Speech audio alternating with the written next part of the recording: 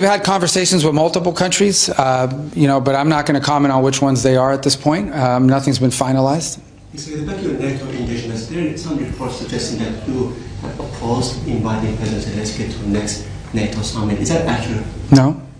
And I don't know where that's coming from. You also suggested bringing back NATO-Russia Council in the framework of Ukraine discussion. That wasn't discussed today either. I mean, that might happen, but I haven't discussed that. On the first point, multiple members today of our colleagues in there raised Zelensky being invited.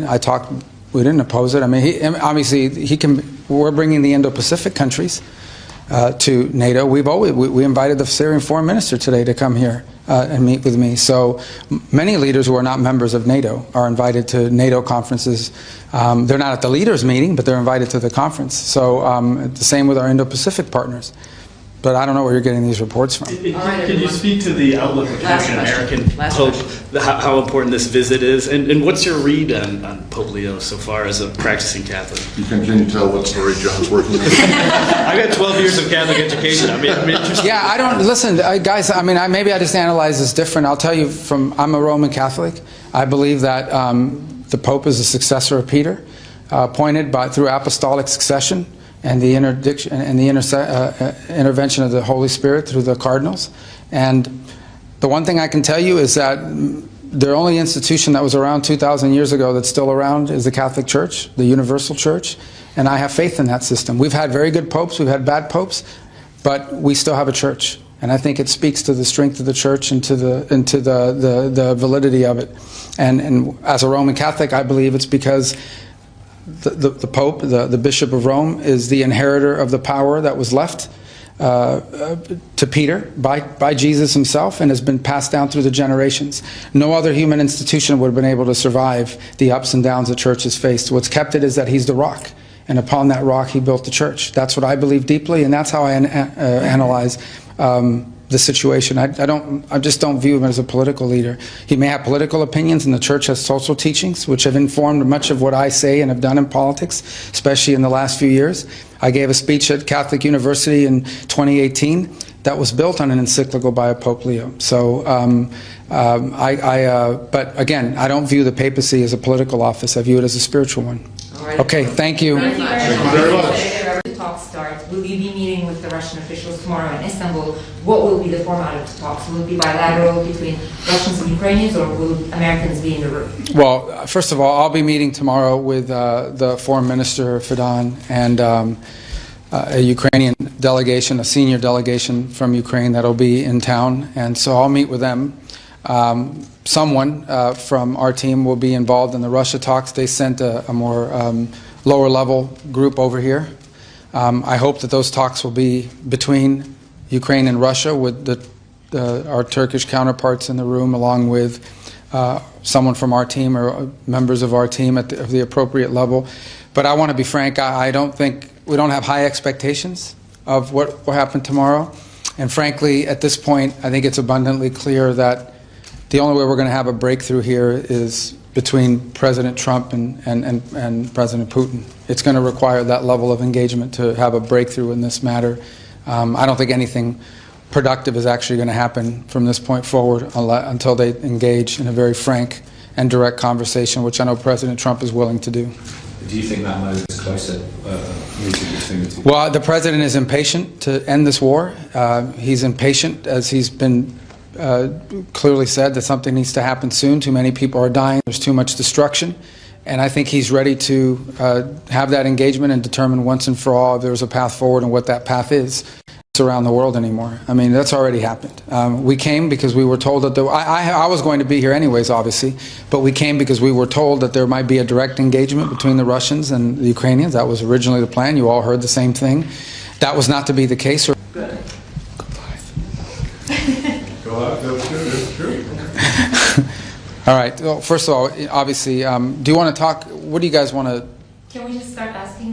Yeah, just start asking. Do that. Mr. Secretary, can I just ask you about tomorrow? It's been a little bit messy capacity? When do the talks start? Will you be meeting with the Russian officials tomorrow in Istanbul? What will be the format of the talks? Will it be bilateral between Russians and Ukrainians, or will Americans be in the room? Well, first of all, I'll be meeting tomorrow with the Foreign Minister Fidan and a Ukrainian delegation, a senior delegation from Ukraine that'll be in town, and so I'll meet with them. Someone from our team will be involved in the Russia talks. They sent a more lower level group over here. I hope that those talks will be between Ukraine and Russia with our Turkish counterparts in the room, along with someone from our team or members of our team at the appropriate level. But I want to be frank, I don't think, we don't have high expectations of what will happen tomorrow. And frankly, at this point, I think it's abundantly clear that the only way we're going to have a breakthrough here is between President Trump and President Putin. Do you think that moment is closer? Between the two? Well, the president is impatient to end this war. He's impatient, as he's been clearly said, that something needs to happen soon. Too many people are dying. There's too much destruction. And I think he's ready to have that engagement and determine once and for all if there's a path forward and what that path is.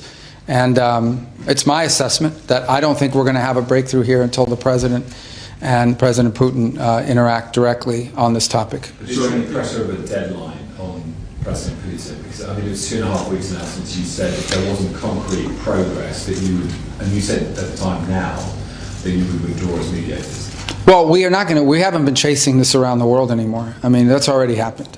We came because we were told that I was going to be here anyways, obviously, but we came because we were told that there might be a direct engagement between the Russians and the Ukrainians. That was originally the plan. You all heard the same thing. That was not to be the case, or if it is, it's not at the levels we had hoped it would be at. I hope I'm wrong. I hope they have tremendous breakthrough tomorrow if they talk. But I frankly do not believe that we're going to have a breakthrough here until President Trump sits face to face with President Putin and determines what his intentions are moving forward. What I can say with certainty is that the president's, look, he's willing to stick with us as long as it takes to achieve peace. What we cannot do, however, is continue to fly all over the world and engage in meetings that are not going to be productive. Again, I was scheduled to be here anyways because of the NATO summit, and so it just wound up working out that way. But the only way we're going to have a breakthrough here is with President Trump sitting face to face with President Putin and determining once and for all whether there's a path to peace, and if so, what it is. So, Mr. Secretary, I don't mean to be glib, but if that's the case, if there isn't going to be any breakthrough or any, is there any progress that you can make tomorrow, or otherwise, what's the point from your point? We would hope so. Again, the level of team that was sent by the Russian side is certainly not indicative of one that's going to lead to a major breakthrough. I hope I'm wrong. I hope I'm 100% wrong. I hope tomorrow the news says they've agreed to a ceasefire. They've agreed to enter serious negotiations. But I'm just giving you my assessment, honestly. I don't think it's going to lead to that just because of the structure and how this is all played out. I think the next thing that has to happen here for there to be a breakthrough, if there's going to be one, is going to involve President Trump's direct involvement. And I believe the President shares my assessment. It was President Trump who urged President Zelensky to accept this meeting with President Putin. What is the definition of what happened since then? And how did we end up from having Zelensky-Trump and Zelensky-Putin meeting to actually expecting Trump-Putin meeting? Well, again, it's not expecting. It's my assessment, which I think the President shares, that the only one who can break this logjam at this point, if it can be broken, is President Trump. He just wants to end the war. He doesn't care who gets the credit for it. He doesn't care who went first. He wants the war to end. He outlined this in his speech a couple of nights ago, where he talked about the fact that he hopes to live in a world where we are building, not destroying. And so that's what he's trying to do here, is achieve peace. At the end, we all have to remember that this is the goal here. The goal here is not to claim victory one side over the other or to gloat about who outmaneuvered who. The goal here is to end a conflict where everyday people are dying. And the longer it takes to end this war, the more people will die. This war will eventually end with a negotiated settlement. It will not end with a military solution. The problem is that every day that goes by, and the longer it takes, the more people will die and the more destruction there's going to be. And that's what he's motivated by, 100% entirely motivated by bringing about peace. And that's what we endeavor to do here. And so it's my view, which I think the President has publicly shared as well, it's his view, I should say, which I share, that the only way we're going to get a breakthrough at this point after what's happened here is for the president to directly engage, probably at a personal level, and determine once and for all what it is the Russian side wants, and whether peace is possible. Mr. Secretary, it was announced today that you're headed to Rome for the Pope's inaugural Mass. Pope Leo, in different parts of his life, has spoken passionately about the plight of migrants. How do you reconcile what the Vatican has said on compassion for migrants with the Trump administration's policies? Well, first of all, the Pope is not a political figure. I know he's covered like one, but they're not. They're the earthly head of the Roman Catholic Church. And the Church has strong social doctrine teachings, and I think there is not incompatibility. We too are compassionate towards migrants. I would argue there's nothing compassionate about mass migration. There's nothing compassionate about open borders that allows people to be trafficked here. There's nothing compassionate about either to the American people about flooding our country with individuals that are criminals and prey on our communities. There's nothing compassionate about any of that. But I would caution all of you and everyone, I understand there's this temptation to cover the papacy as a political office. It is not a political office. It is a spiritual office. And it is one that it has social teachings that are aligned with the faith, a national policy that tries to prevent mass migration, which is not compassionate to people that are being trafficked into our country, and is also not compassionate to people in the country who suffer gravely. When 1 million people come here illegally, if 1,000 of them are dangerous criminals, those are a lot of victims, and that's not fair either, and that's not compassionate. So, by the way, I mean, and I don't mean this to be snarky, but the Vatican has rules about who can come in and who can overstay. So every place has that. It's what you do to protect your sovereignty. We are the most compassionate nation in the world. Every single year, 1 million people legally migrate to the United States permanently. Permanent residency. No other nation is nearly as compassionate as we are. We've been doing it for a long time. But it can't be 5 million people a year that come, with 4 million illegally. That's just not sustainable, and there's nothing compassionate about it for Americans. Mr. Secretary, I was just wondering what the administration is doing at the moment to bring together President Trump and President Putin. I mean, are any messages being sent, and how soon you think such a meeting can happen? Well, I don't know on the timeline of it. The president will have to determine that. And I mean, this is just an assessment the president shared today, which I 100% concur with. And now we'll have to figure out how to operationalize that. So probably we'll wait till he finishes with his trip, because the president's still overseas. We'll wait to see what happens tomorrow, and then those decisions will be made about a timeline and when and where those meetings would happen. Syria? Press you on that. What would be your response to those critics who would question your position on this very, policy that, having no discussion about Ukraine without Ukraine? Is it departure from your long-standing? I mean, they're not critics of the U.S. then. They're critics of peace. We want the war to end. We want the war to end. We want to save lives. We want to stop the killing and the maiming and the destruction. That's our goal. I continue to be puzzled why anyone would be critical of efforts to achieve peace, which is what we're trying to achieve here. And the president feels like he has a unique opportunity, potentially, to be a catalyst for that. He's going to attempt to do it. So in the end, I think that what should be celebrated is that we have an American president, the leader of the most powerful nation on earth, who is attempting to be a peacemaker, not a war maker. And that's something that I think is commendable, not something that should be a subject of criticism. So our goal here is to achieve peace. Whether that begins with a 30-day ceasefire or a one-day ceasefire or a final deal that's all negotiated in one day, the process to us is less important than the outcome. And the outcome needs to be not just a peace, but a sustainable peace, a durable peace. That's our goal. That's what we're going to try to continue to achieve in any way we can. Just on that same theme about peace and Gaza, and I know the President had it said today and yesterday, on the ground, I mean, there are more than 100 Palestinians killed today, 80 yesterday, 2 attacks on hospitals. We've had Tom Fletcher, the UN humanitarian chief, urging the Security Council to prevent, in his words, genocide. Meanwhile, the families of many hostages are accusing the Netanyahu government of trying to prolong the war for political reasons. What is your engagement with the Israeli government at the moment? Are you 100% behind the nature of the military action? And what is your own position, basically, on, as you do with Eden Alexander, talking directly to Hamas to get the rest of us? Well, let me just say, I spoke to the Prime Minister today of Israel. I know the President's been in contact with him earlier this week. The President talked about this in a speech the other day, that the people of Gaza deserve a better future than what they've had under Hamas. We think that the elimination of Hamas is what achieves peace. We're troubled by the humanitarian situation there. Both the Israelis, with American backing and support, have offered a plan to deliver aid that doesn't get diverted or stolen by Hamas. I've heard criticisms of that plan. We're open to an alternative if someone has a better one, but we are for all the aid we can get without without Hamas being able to steal it from people. But I think all of us would love to see an enduring end to this conflict, which, by the way, would end immediately if Hamas were to surrender. They're a terrorist group. They're a group that kidnapped, raped, murdered innocent people that had nothing to do with the war. And as long as they exist and they're around, you're not going to have peace. This is not a peaceful group. This is a group that deliberately on October 7th committed horrifying crimes, which has triggered this conflict. That said, we're not immune or in any way insensitive to the suffering of the people of Gaza, and I know that there's opportunities here to provide aid for them. There's a plan out there that's been offered, that's been criticized by some, but it allows people to get aid without Hamas stealing it.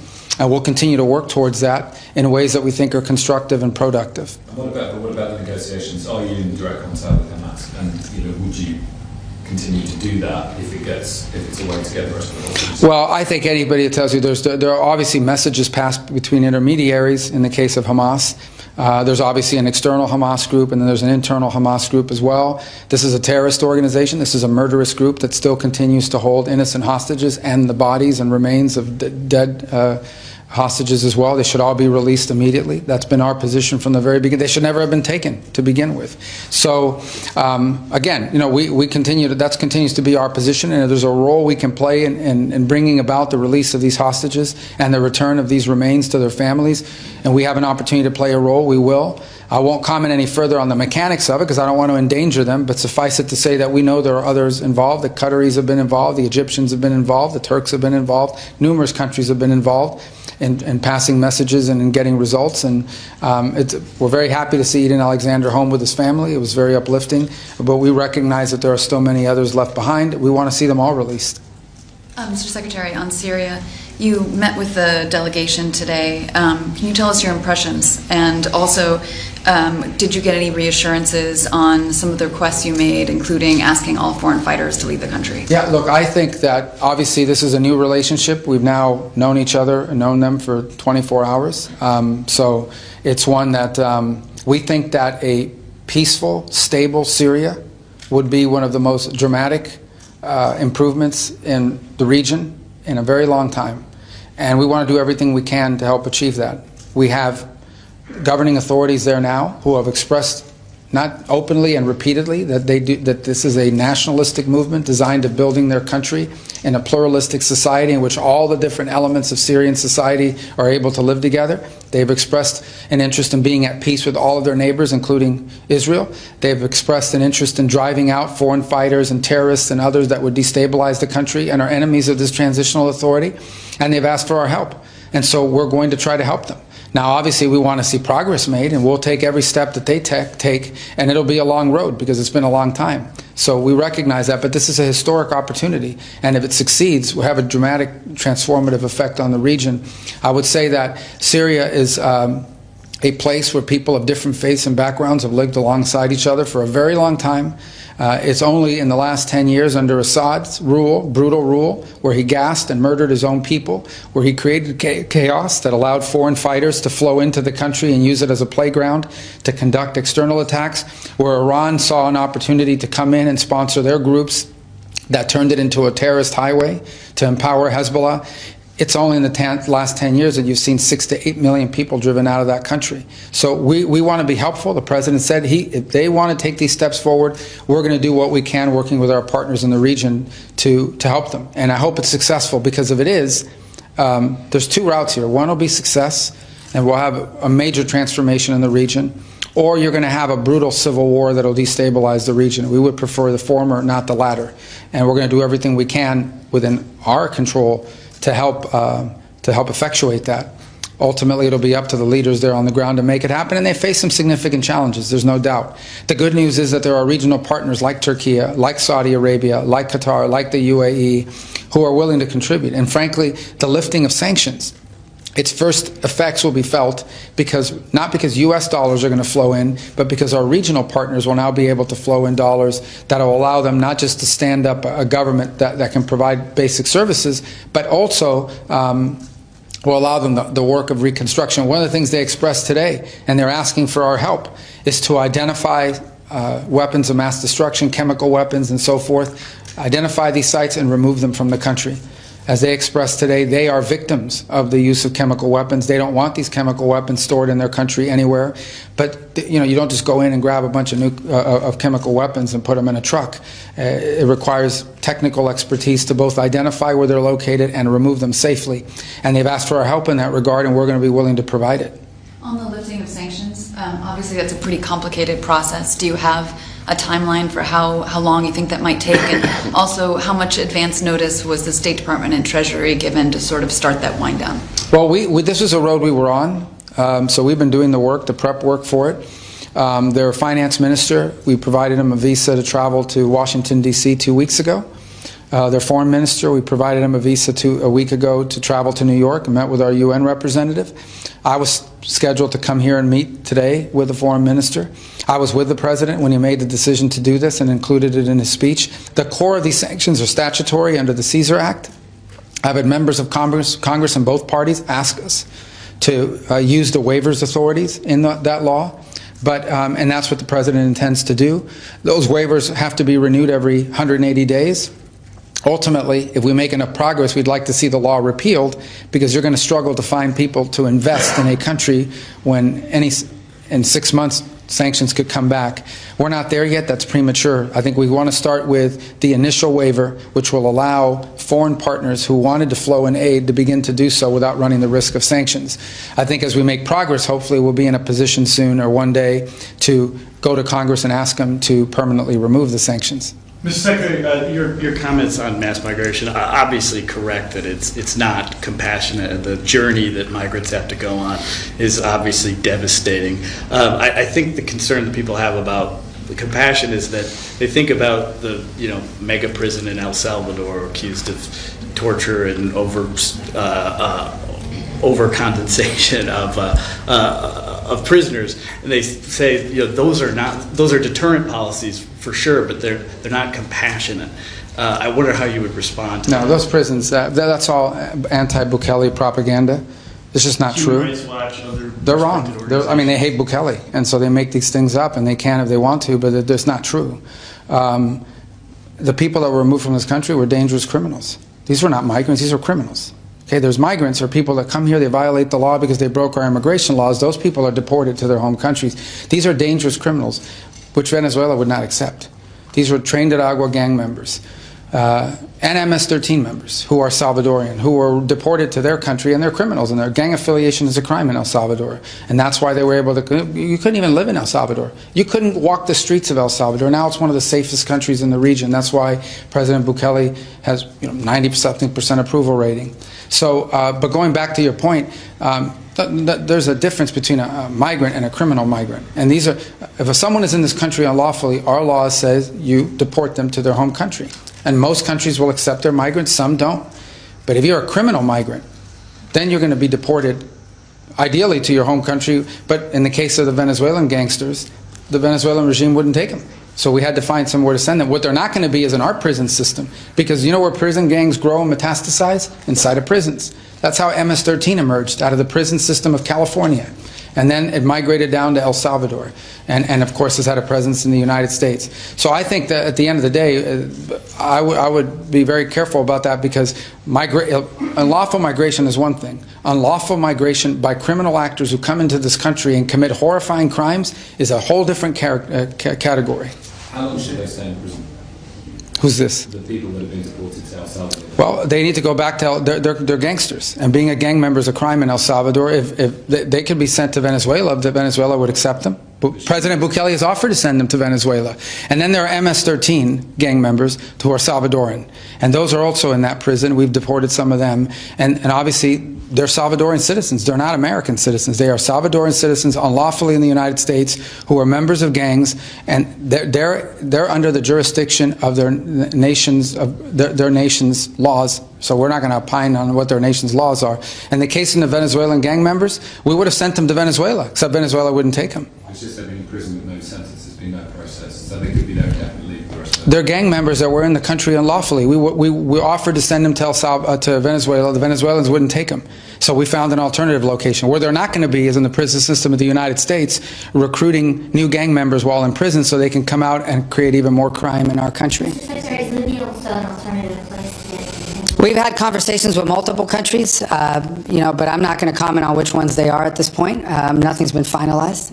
Back to the NATO engagements, there is some reports suggesting that you have opposed inviting President Zelensky to the next NATO summit. Is that accurate? No.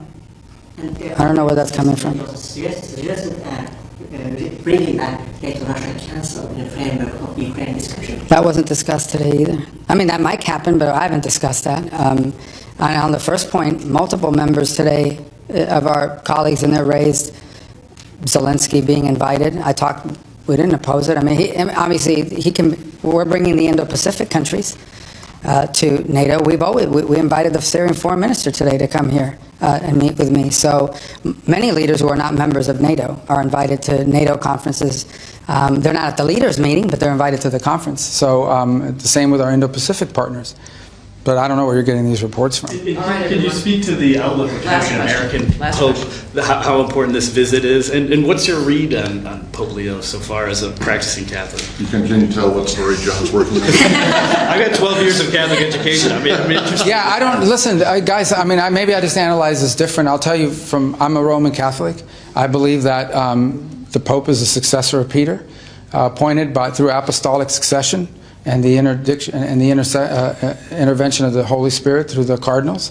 And the one thing I can tell you is that the only institution that was around 2,000 years ago that's still around is the Catholic Church, the universal church, and I have faith in that system. We've had very good popes, we've had bad popes, but we still have a church. And I think it speaks to the strength of the church and to the validity of it. And as a Roman Catholic, I believe it's because the Pope, the Bishop of Rome, is the inheritor of the power that was left to Peter by Jesus himself and has been passed down through the generations. No other human institution would have been able to survive the ups and downs the church has faced. What's kept it is that he's the rock, and upon that rock he built the church. That's what I believe deeply, and that's how I analyze the situation. I just don't view him as a political leader. He may have political opinions, and the church has social teachings, which have informed much of what I say and have done in politics, especially in the last few years. I gave a speech at Catholic University in 2018 that was built on an encyclical by Pope Leo. So, but again, I don't view the papacy as a political office. I view it as a spiritual one. Okay, thank you. Thank you very much.